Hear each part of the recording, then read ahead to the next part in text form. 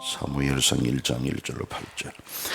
에브라임 산지 라마다임 소빔에 에브라임 사람 엘가나라 하는 사람이 있었으니 그는 여로함의 아들이요 엘리후의 손자요 도후의 정손이요 수읍의 현손이더라. 그에게 두 아내가 있었으니 한 사람의 이름은 한나요 한 사람의 이름은 브닌나라. 브닌나에게는 자식이 있고 한나에게는 자식이 없었더라. 이 사람이 매년 자기 성읍에서 나와서 실로에 올라가서 만군의 여호와께 예배하며 제사를 드렸는데 엘리의 두 아들 홈리오와 비느하스가 여호와의 제사장으로 거기에 있었더라. 엘가나가 제사를 드리는 날에는 제물에 분깃을 그의 아내 브닌나와 그의 모든 자녀에게 주고 한나에게는 갑절을 주니 이는 그를 사랑함이라. 그러나 여호와께서 그에게 임신하지 못하게 하시니 여호와께서 그에게 임신하지 못하게 하심으로 그의 적수인 브닌나가 그를 심히 격분하게 하여 괴롭게 하더라. 매년 한나가 여호와의 집에 올라갔을 때마다 남편이 그같이 하며 브닌나가 그를 격분시키므로 그가 울고 먹지 아니하니 그의 남편 엘가나가 그에게 이르되 한나여 어찌하여 울며 어찌하여 먹지 아니하며 어찌하여 그대의 마음이 슬프냐 내가 그대에게 10 아들보다 낫지 아니하냐 하니라. 아멘.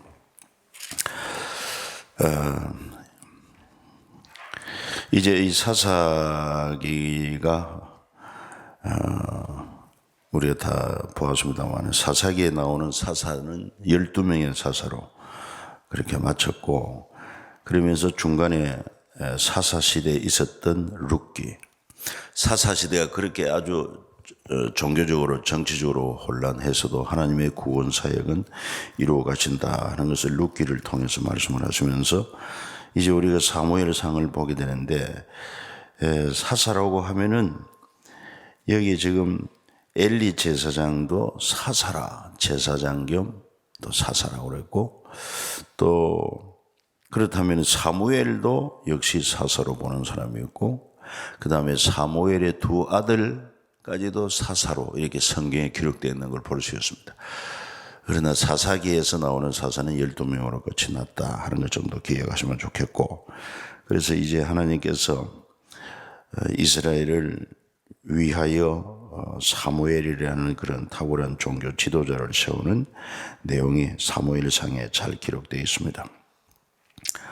먼저 1장 1절에 보면 에브라임 산지 라마다임 소빔에 에브라임 사람 엘가나라 하는 사람이 있었다. 엘가나와 한나 사이에 태어난 아들이 바로 사무엘입니다. 그래서 이 사무엘은 어느 지파 사람이냐 이렇게 물어보면은 주로 이제 신학교에서 성경 공부하면서 문제를 많이 내는데 전부 다 에브라임 지파 사람이라고 합니다. 왜? 1절이 그래 나오니까. 그러나 에브라임 지파는 제사장이 될 수가 없어요. 반드시 레위 지파 가운데서도 고핫 자손이라 해야 되는데 그래서 이런 것을 역대상 6장이나 쭉 다른 말씀 읽어보면 아하 바로 이 사무엘이 레위 지파 고핫 자손이구나 하는 것을 알 수가 있어요. 그러면 어떻게 에브라임 사람이라고 했느냐?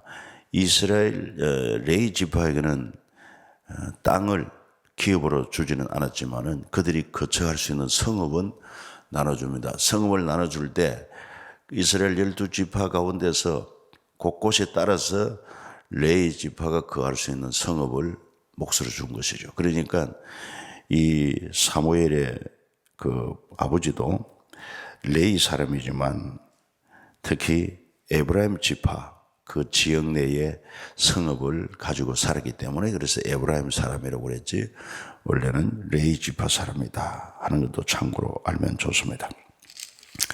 그래서 이제 한나에게 아들이 없어서 브니나라는 또 여자를 얻어가지고 아들을 낳았는데 그러다 보니까 이 후추로 들어온 브니나가 본체인 한나를 많이 구박합니다. 그러니 그것 때문에 늘 울고 또 참 문제가 되었죠. 그래서 그는 하나님 앞에 나아가서 간절히 기도합니다. 우리가 오늘 5절 말씀을 보게 될 때 한나에게는 갑절이 주님 그를 사랑함이라. 그러나 여호와께서 그에게 임신하지 못하게 하시니 그래서 임신하느냐 못하느냐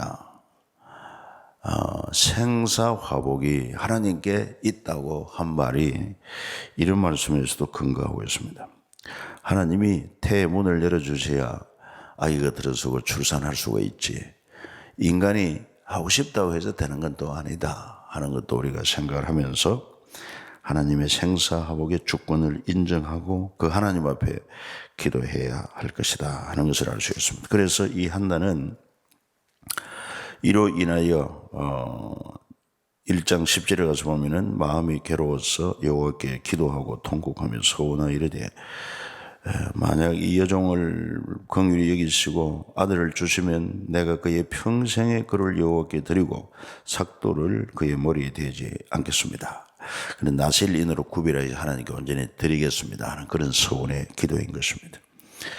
그래서 그는 12절에 오래 기도하는 동안에 이제 엘리 제사장이 이 한나를 볼 때 입술만 움직이고 음성은 들리지 아니하므로 술 취한 줄로 여겼다 생각합니다. 그래서 포도주를 끊으라 그렇게 할 때 15절에 한나가 말하기를, 내 주여 그렇지 아니하나이다. 나는 마음이 슬픈 여자라. 포도주나 독주를 마신 것이 아니요 옆에 내 심정을 토한 것뿐이오니. 그렇습니다.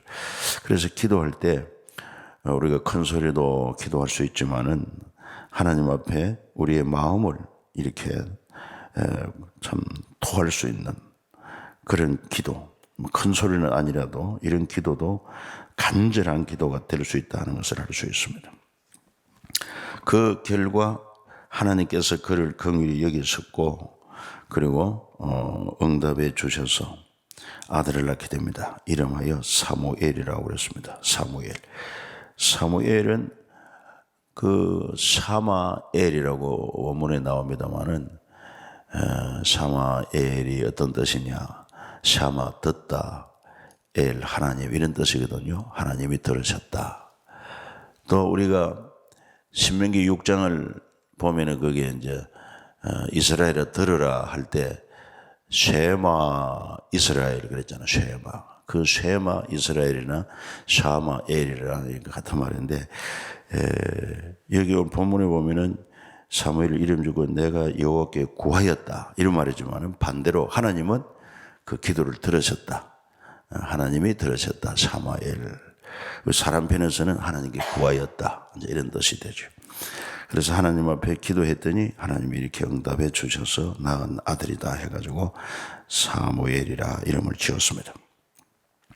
그리고는 그 아이를 하나님 앞에 온전히 평생을 드리기로 했기 때문에 젖을 뗀 후에 약속한 대로 서원한 대로 하나님의 성전에서 자라게 하는 것을 볼 수 있습니다.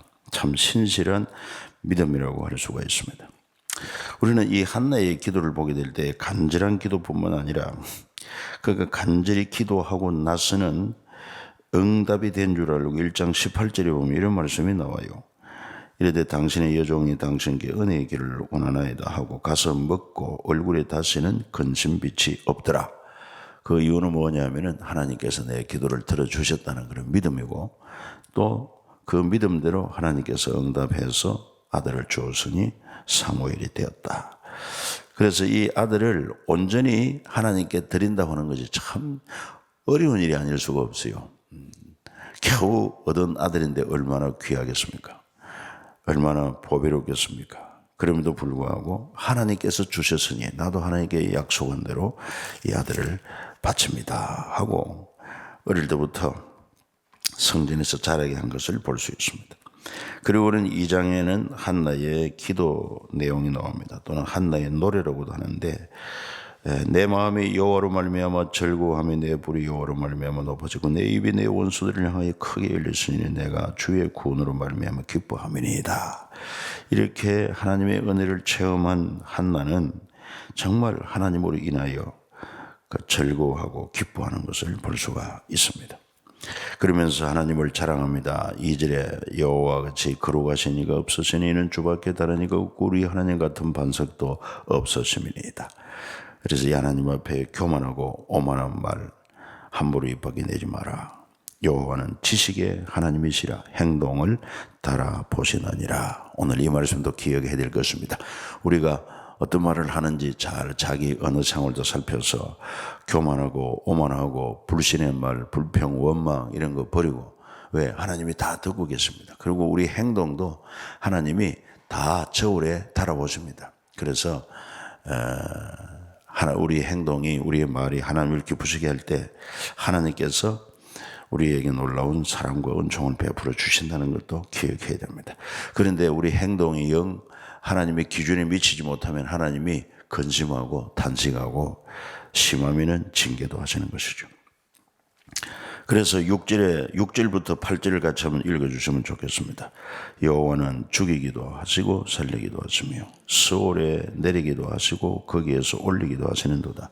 여호와는 가난하기도 하시고 부하기도 하시며 낮추기도 하시고 높이기도 하시는도다. 가난한 자를 진토에서 일으키시며 빈궁한 자를 구름더미에 올리사 귀족들과 함께 앉게 하시며 영광의 자리를 차지하게 하시는도다.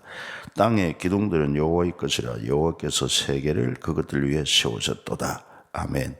참 놀라운 신앙 고백을 합니다. 하나님의 크고 위대하신, 그리고 하나님의 주권을 노래하고 있습니다. 그래서 10절에 가서 보면은 여호와를 대적하는 자는 산산이 깨어질 것이라 하늘의 수레로 그들을 치시리로다.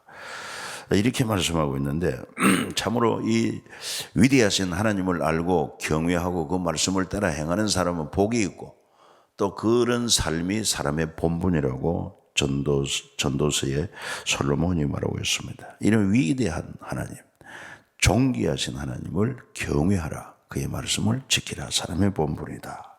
그런데 이런 하나님을 대적하는 자들이 많단 말이에요.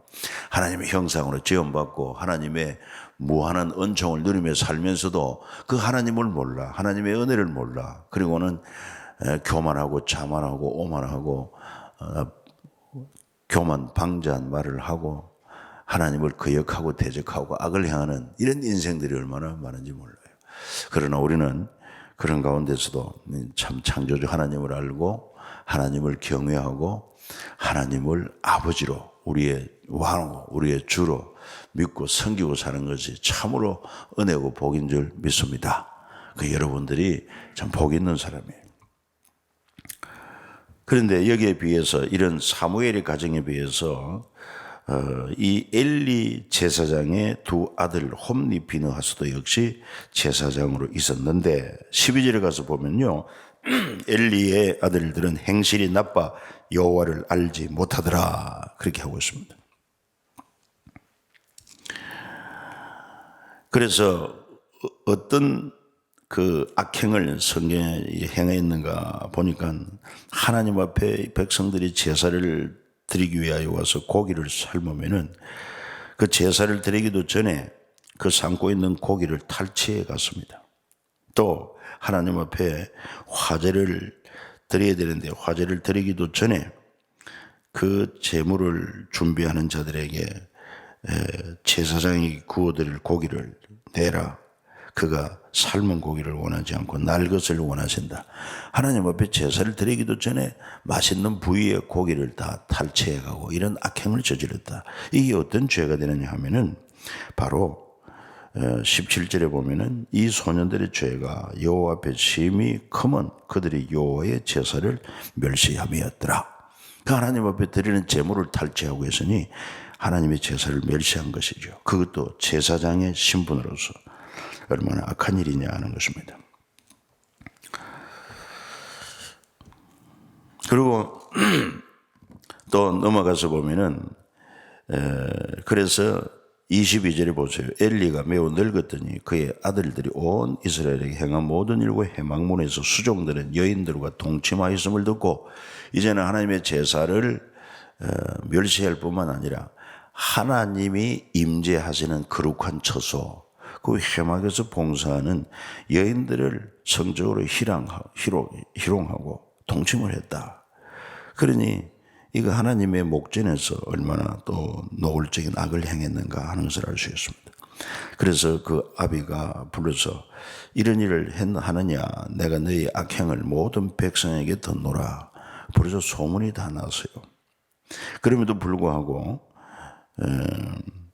25절에 보세요. 사람이 사람에게 범죄하면 하나님이 심판하시려니와 만일 사람이 여호와께 범죄하면 누가 그를 위하여 강구하겠느냐 하되 그들이 자기 아버지의 말을 듣지 아니하였으니 이는 여호와께서 그들을 죽이시기로 뜻하셨습니다. 그랬습니다. 그러니까 이 엘리의 제사장의 두 아들 홈니 피느하스가 아주 불량배우같이 참 방탕하고 악행이 거기에 달했던 것을 알 수 있어요. 그러나 거기에 비해서 26절을 보면은 아이 사무엘이 점점 자라매 여호와와 사람들에게 은총을 더욱 받더라 그랬습니다.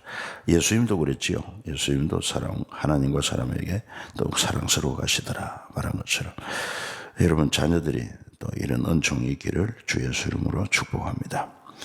그래서 이제 엘리 제사장 집에 하나님의 사람이 이르러서 그에게 하나님의 저주를 선포합니다.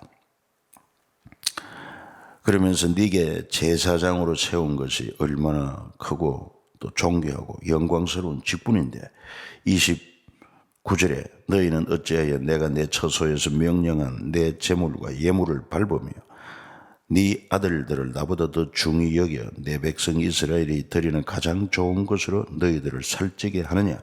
그러므로 이스라엘 하나님 여호와가 말하노라 내가 전에 네 집과 네 조상의 집이 내 앞에 영원히 행하리라 하였으나 이제 나 여호와가 말하노니 결단코 그렇게 하지 아니하리라. 나를 존중히 여기는 자를 내가 존중히 여기고 나를 멸시하는 자를 내가 경멸하리라. 나를 존중히 여기는 자를 내가 존중히 여기고 나를 멸시하는 자를 내가 경멸하리라. 이렇게 하면서 구체적인 저주를 말합니다. 이제 네 집의 후손들이 나이 많아 늙도록 사는 노인이 하나도 없게 하고 젊어서 다 죽을 것이다. 그리고 네 집에 환난을 보게 될 것이고 그 다음에 또 네 두 아들 홈니 비느하스가 한날에 죽게 될 터이니 그 일이 네게 표징이 될 것이다. 거기에 비해서 35절 내가 나를 위하여 충실한 제사장을 일으키리니 그 사람은 내 마음 내 뜻대로 행할 것이라. 내가 그를 위하여 견고한 집을 세우리니 그가 나의 기름 부음 받은 자 앞에서 영구히 행하리라. 바로 사무엘을 이렇게 기뻐하여 세울 것을 말씀하고 있습니다.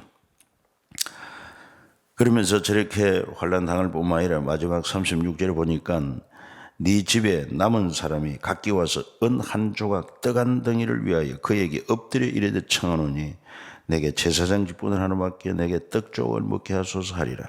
이렇게 아주 참 빌어먹는 것 같은 그런 가문이 될 것이다. 완전 가문의 몰락입니다. 비참하게 되는 것이죠. 그러니 여러분 보십시오. 하나님을 살아계신 하나님이신데 그 하나님을 제사를 멸시한다. 하나님 앞에서 여인을 희롱하고 악을 행한다. 이게 얼마나 하나님을 경멸하는 것인가. 그래서 하나님이 진노하신 것입니다. 그리고 엘리 제사장도 마찬가지.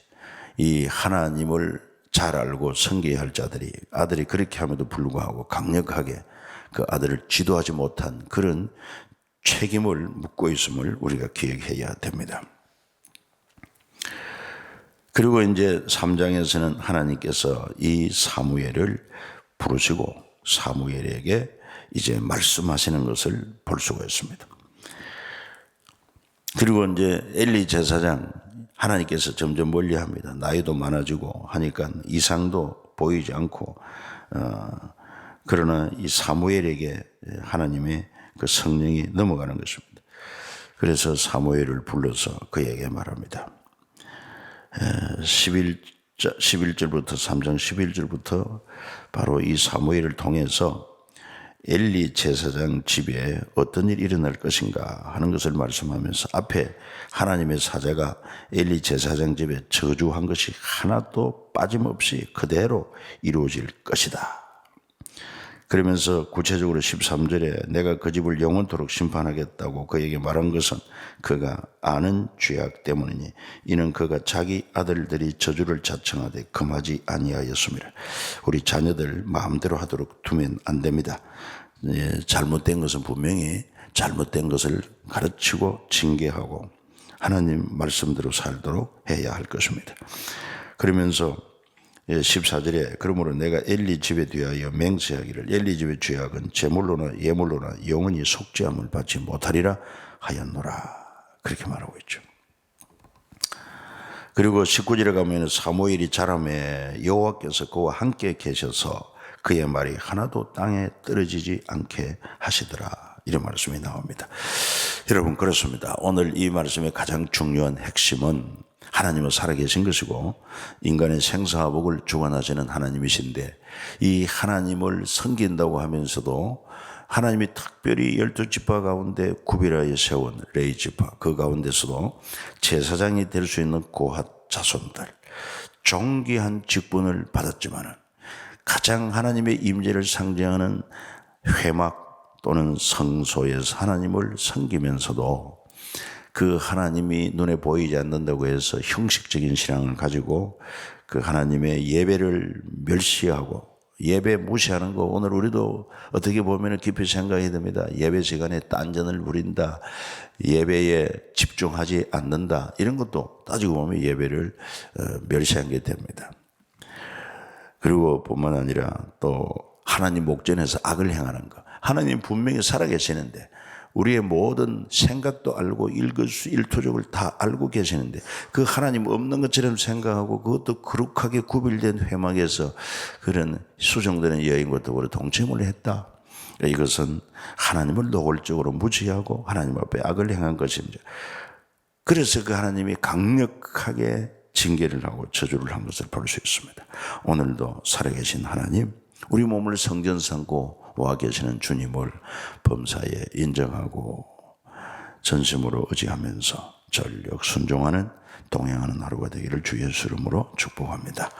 은혜로우신 주 우리 하나님 아버지 감사합니다. 찬양합니다. 오늘 이 새벽에도 또 우리를 부르시고 하나님의 말씀을 통하여 다시 한번 우리 하나님 함께 하심과 하나님의 참 생사복을 주관하시는 주권을 깨닫게 하여 주시니 감사하고, 하나님이 우리 가정이 참 사무엘의 가정처럼 경건하게 하시옵고 엘리 제사장처럼 직분은 참으로 존귀한 직분을 가졌지만은 실상 하나님을 경외함이 없고 말씀에 순종함이 없고 오히려 하나님 앞에 악을 행하다가 완전 저주받은 가정이 된 것을 볼 수가 있사온데, 오늘 우리가 이 말씀에서 깊은 교훈을 얻게 하여 주옵시고 지금도 영원토록 살아계셔서 참으로 우리 생명의 주가 되시고 생사복을 주관하시는 하나님을 우리 마음에 모시고 오늘도 온전히 주님과 동행하며 동거하는 삶이 되게 도와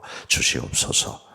그리하여 이제 내 힘으로 내 능력으로 사는 것이 아니고 우리 하나님의 도움을 힘입어 형통케 되는 삶이 되게 하여 주시옵소서. 이 새벽에도 하나님, 우리가 기도할 때 한나처럼 마음에 간절한 소원을 품고 또 전심으로 기도할 때 주님과 깊은 교통교조가 있게 하시고 세상 걱정, 근심, 염려 다 사라지고 참으로 주님 한 분만으로 만족하며 참으로 주님과 온전히 동행하는 삶이 되어지도록 역사하여 주시옵소서. 이 아침에도 영을 드린 손길 위에 은혜와 복을 주시옵소서. 예수님 거룩한 이름으로 기도드리옵나이다. 아멘. 하늘에 계신 우리 아버지여, 이름이 거룩히 여김을 받으시오며 나라의 임하옵시며 뜻이 하늘에서 이루어진 것 같이 땅에서도 이루어지이다. 오늘날 우리에게 일용할 양식을 주옵시고 우리가 우리에게 죄 지은 자를 사하여 준 것 같이 우리 죄를 사하여 주옵시고 우리를 시험에 들게 하지 마옵시고 다만 악에서 구하옵소서. 대개 나라와 권세와 영광이 아버지께 영원히 있사옵나이다. 아멘. 우리 주님 앞에 각자 오늘 말씀을 붙들고 또 교훈을 생각하며 묵상하며 기도하고, 그리고 우리 교회적으로 주어진 일, 부활절도 뭡니까? 부흥회도 곧 다가오고, 그리고 또 이 복음 축제를 위하여 온 성도들이 뜨거운 마음으로 이 일에 열심을 품고 함께 참여하게 해달라고, 내가 먼저 불시되게 해달라고 늘 하나님 앞에 기도하고, 여러분 기도 제목을 가지고 주님 앞에 기도하겠습니다. 하나님 아버지 감사합니다. 찬송합니다.